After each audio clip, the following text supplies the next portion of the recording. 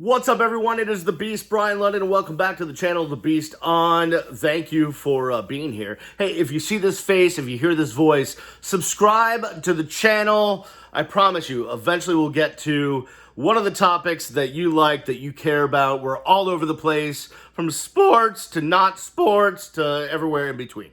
So subscribe to the channel. And you can also follow on social media at Miami Radio Beast. Now, today we're going to tackle a topic that is certainly timely, which I don't normally like to do. I don't normally like to tackle a topic that a week from now may be outdated, but I feel like we're in a time in society where, you strike while the coals are hot or something, if that's what they say. But before we get to that, real quick, two things. If you are into wagering on football, but not like illegally, literally just picking winners of football games, without a spread. So anyone can do this. Girls, boys, or anything in between could do this. It's very simple. You pick winners of football games, and part of the proceeds benefit charity, a charitable organization I'm involved with at my synagogue. I would very much like to invite you to join us. We have a little pool where we pick the winners each week. It's called Take Rabbi Frank to the Bank.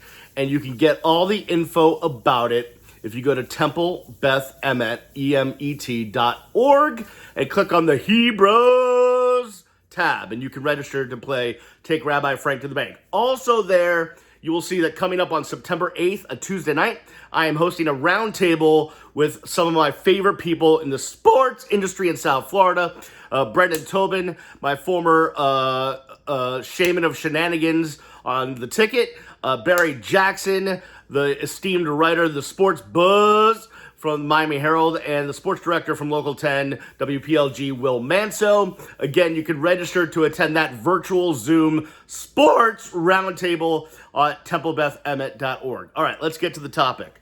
So, over the last couple days here in August and late August, we've been dealing with athletes, teams, leagues shutting down, walking out, boycotting because of what has happened up in Kenosha, Wisconsin, where a black man was shot in the back 7 times by a police officer. That black man is now paralyzed from the waist down, yet still handcuffed to a hospital bed because a man who is on several drugs for pain and also can't walk is going to suddenly leave. But that's neither here nor there. And the NBA players, as well as MLB players, as well as MLS players, and even the NHL has decided we're going to pause for a few moments because this shit ain't right. And I don't... Here's the aspect I want to tackle, because listen, we can sit here for a million years and talk about the ridiculous amount of violence and deadly violence towards black people in this country by police officers. And we've been doing that for a couple of months now, and we're not going to solve that issue, because if you don't get it, then you don't get it. But what I do want to address is athletes using their forum, their platform, to have a voice. And nothing freaking annoys me more than that guy that's going to tell the athlete, hey, just do your job and dribble the basketball. And furthermore, the person that's going to take it even a step further and tell me, Beast, sure, you spent 25 years in sports radio. You're not allowed to. You just stick to sports. Like, shut up. Seriously. You stick it up your you-know-what, okay? Here's the deal. We live in a country where there's a freedom of speech, right? And we all use whatever platforms we have, whatever forums we have to express our opinions.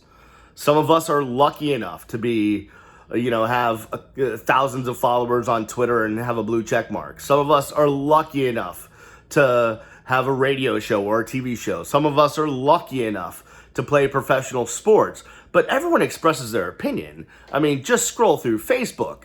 So I don't see anybody telling, Joe the plumber, name not Joe and not really a plumber. Hey, shut up. Why don't you go unclog some toilets?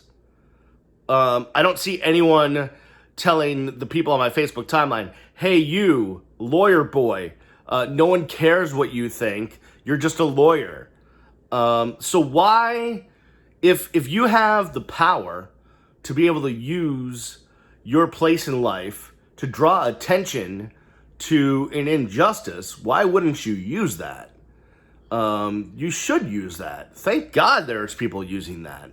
We need to bring attention to the injustices that are going on in this world.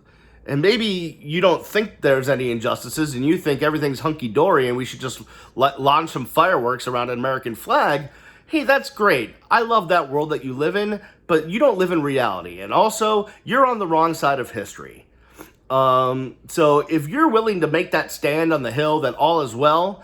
And, great. Glad we have the 17-year-old kid taking the AR-15 and shooting looters or rioters or protesters, whatever you want to call them. If you want to make your stand on that hill, feel free. You're on the wrong side of history. Just letting you know that, okay? Like, I don't understand how people don't get it at this point or can't wrap their minds around it. We have had systemic prejudice and racism, in the world, but in this country for more than 400 years, since its beginning, since Jamestown, right? We are a country that for the first, 150, 200 years of its existence had slaves. We are a country who didn't let women vote, who the only people that could vote were white men that owned property. So if I was a white man that didn't own property, I couldn't vote either. All of this is wrong, right? We are supposed to be on the shining example of a democratic republic where every man has a voice and a right and a vote, and we are the shining star in the sky, and everybody else doesn't do it right? That's what we're supposed to believe. That's what we're brought up to believe. But in reality, for a long time, we're talking about plenty of percentages of our population not being able to have their voice, not being able to vote, not being able to have the same rights as everybody else.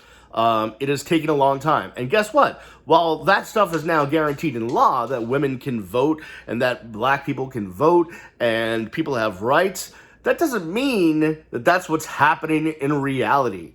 We are still at a point where black people are treated differently, where brown people are treated differently. We are still at a point where women are treated differently. That's still where we are. We still have systemic problems in this country. We are not a perfect union. And the idea is that we would get perfect, that we would always strive to be perfect, but we're not there. But plenty of you think all is well, and you're poo-pooing. Oh, you snowflakes, get a whatever, blah, blah, blah.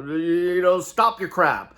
NBA players, you make millions of dollars. Why do you even care? Just go collect your money and dribble a basketball for my entertainment.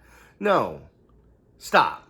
What does it tell you that all of these people, these athletes, or whether it be movie stars or whatever, are willing to forfeit money in order to bring light to a situation that's going on in this country, right? Does that tell you something? Hey, they're willing to lose lots of money or not make money in order to bring light to what's wrong because they have the platform or forum for doing so.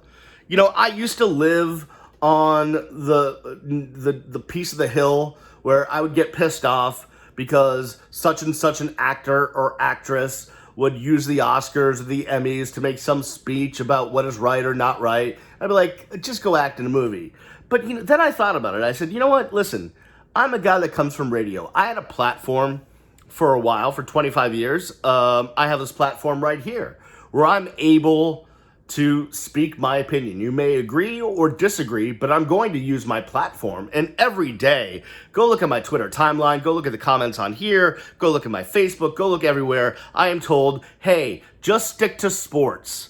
Well, that's wonderful. But again, what do you do for work? Like, are you a doctor? Do I tell you to go stick to doctoring? Do I go tell you to stick to lawyering or accounting or plumbing or painting or pipe fitting or refrigeration or air conditioning? Do I go tell you to stick to your job and not have an opinion about anything? Because that would be really stupid, right? Everyone's allowed to have an opinion. Everyone's allowed to have a voice. We have a First Amendment. And just because some people have more of a platform, more of a forum than you, doesn't mean that they should just shut up and not do something with it. So I fully applaud the players of the NBA. I fully applaud all the players in the NFL that took off of practice, and the MLB that walked off the field. In the NHL, there are now a slate of games canceled. In the MLS, I applaud all these people because, if anything, they're bringing attention to the situation. And the reality of the situation is, no matter how you want to frame it, whatever way you want to frame it, and it's not political, there are social injustices being done to groups of people based on so many different factors, right? Whether it's color of skin, or it is what sex they are, or their sexual identity, whatever it is, their religion. We are still not there in doing what we are meant to do as a country, which is treat everyone, every human equally. We're not there. So let's bring light to those subjects and let's get better at it. And if you don't get it, like, I'm sorry, you're standing on the wrong hill and you're standing on the wrong side of history. Sorry to say. Now, listen, I can't explain to you the reasons why you don't get it. Is it fear? Is it feeling uncomfortable about the situation that, in 15, 20 years, white people will be the minority in this country? I don't know what has you uneasy about this, but why would you disagree that every man, woman, child, and everything in between, every person in between those labels gets treated exactly the same? Because here's the issue as it relates back to this case with a policeman shooting a black man in the back 7 times. And I don't want to hear, oh, well, he had a knife on the floor of his car and he was wanted for this and blah, blah, blah. Because I can't tell you how many videos I see every day of a white person with the same exact, a white person holding guns that are simply just, wrestled to the ground or handcuffed or not shot and killed. I was watching a video of a big white dude in a grocery store fighting a police officer, and he's not dead. Not dead at all. And that's the problem. And I know someone's going to come at me, well, there was a kid on a bike, the 5-year-old, and we didn't protest over that. Listen, I get you. There's all sorts of wrongs. I mean, listen, there's so much imperfection in society. There are people of color that commit crimes. There are white people that commit crimes. There are people of every race that commit crimes, of every religion that commit crimes. Crime happens all over the place. I get it. But police officers are paid by your tax dollars, right? They are governmental employees. And they're there to protect and to serve. And I think we need to get to a spot where there's universal rules on police's rules of engagement. When are they allowed to use lethal force? I think whatever that point is, it should be literally the last resort. Oh, well, he was tased twice, whatever. Listen, that guy that's now in the hospital, that's paralyzed, chained to a bed, like, I'm not a police officer, but I feel like that could have been dealt with in some other way other than shooting him in the back 7 times in front of his 3 kids. And so props to all the people out there using whatever platform they have to try to bring attention to this, and also try to take it a step further and have specific grievances and specific things they want done in order to make life better for everyone. I know the NBA, they're all about voting rights and using the arenas so that people can cast votes and all sorts of other things. I think this is all constructive and good. I want to get to a place where there's more conversation, where there's more interaction, where we're talking about these subjects and trying to find a resolution. Because we are not a perfect union, okay? We would like to get there, but we've been around for quite the while, right? Like close to 250 years now? Am I doing the math right on that? And we're not perfect. We're not near perfect. And we have to keep striving to get there. And so I give props to those players for doing what they're doing. I'm on their side. Use your platform. Use your forum. I'm using mine right now. You can sit and tell me to shut up if you want. That's great. But I guarantee you in your life, you have an opinion, no matter what you do. Whether you climb ladders and fix electric wires, whether you are under people's sinks fixing plumbing, whether you are in sales or marketing or some other business, whatever you're in, you have a voice. You may have not as big of a platform, but you have a voice. I'm not going to tell you, hey, you, stick to typing on your calculator, on your keyboard, and shut up. So what gives you the right to tell anyone else, hey, you basketball player, you go dribble and shut up? The rich, the most rich thing I've seen is big-time New York radio host with a big, huge, massive platform telling NBA players to shut up. Okay, that makes a lot of sense. That'll do it for this video. Again, I love the feedback, the comments, the criticisms. I like to go back and forth with you guys, so comment on this one. Subscribe to the channel. We keep pushing forward. And again, if you want to join us for a little fun football pick'em this fall, or attend my special sports roundtable with Barry Jackson, Brendan Tobin, and Will Manso, head to templebethemmet.org and click on the Hebrews symbol, and you can register for those two things. We greatly appreciate it, and money goes to charity when it's not going to the winner. So that's very good. Like to do my charitable stuff. All right, that'll do it for me. I'll see you when I see you. Peace, everybody.